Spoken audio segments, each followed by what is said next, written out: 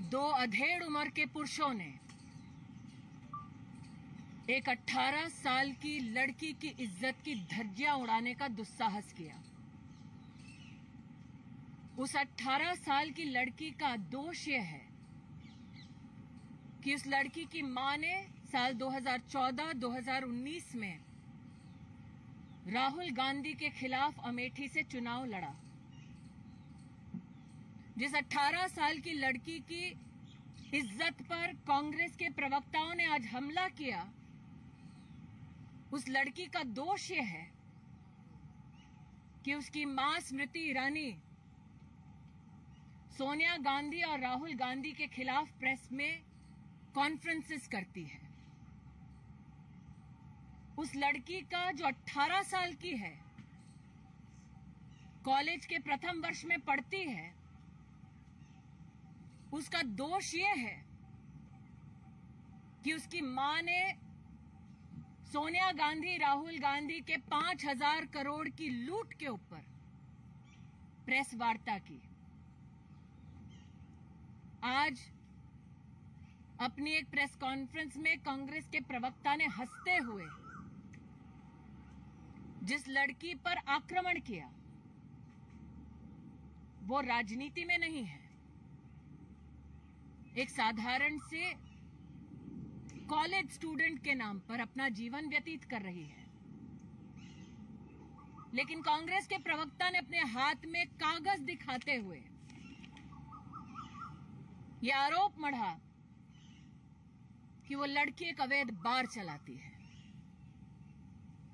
मैं पवन खेड़ा से कहना चाहती हूं, मेरी 18 साल की बेटी कॉलेज में पढ़ती है। मेरी 18 साल की बेटी कोई बार नहीं चलाती। पवन खेड़ा ने यह कहा कि मेरी बेटी को शो कॉज नोटिस दिया गया और अपने हाथ में 2 कागजात दिखाए। मैं आज पूछना चाहती हूं, उन कागजों में मेरी बेटी का नाम कहां है? जयराम रमेश ने कहा कि वो आरटीआई के आधार पर मेरी बेटी पर, जो 18 साल की है, राजनीति में नहीं है, कॉलेज की स्टूडेंट है, आरटीआई के आधार पर वो मेरी बेटी पर आरोप मढ़ रहे हैं। मैं जयराम रमेश से पूछना चाहती हूं कि क्या आरटीआई की उस एप्लीकेशन में मेरी बेटी का नाम है? क्या उसके जवाब में मेरी बेटी का नाम है? कांग्रेस के प्रवक्ताओं ने कटाक्ष करते हुए, हंसते हुए ये कहा कि मैं सोनिया और राहुल के खिलाफ प्रेस कॉन्फ्रेंस करती हूं। हां, करती हूं, करती रहूंगी। हंसते हुए कहा कि मुझसे जवाब मांगा जाए। अब जवाब मैं मांगूंगी कोर्ट में, in the court of law and in the court of people. और जिस गांधी खानदान के आदेश पर यह प्रेस कॉन्फ्रेंस की गई, उनकी सरगना से कहना चाहती हूं, साल 2024 के लोकसभा चुनाव में दोबारा भेजे राहुल गांधी को अमेठी। हम फिर अमेठी में राहुल गांधी को धूल चटाएंगे। ये भारतीय जनता पार्टी के एक कार्यकर्ता होने के नाते मेरा वादा है। An 18-year-old child, a college student, her character today was assassinated by congressmen at the Congress headquarters. That 18-year-old child, and I called her child because I gave birth to her, her fault is that her mother fought the Lok Sabha election against Rahul Gandhi from Amethi in 2014 in 2019. That 18-year-old girl, her fault is that her mother, as has been said by the Congress spokesperson, does press conferences against Sonia Gandhi and Rahul Gandhi. That 18-year-old girl, her character today was publicly mutilated by the Congress spokespeople. And they claim that the mutilation stemmed from a show cause notice.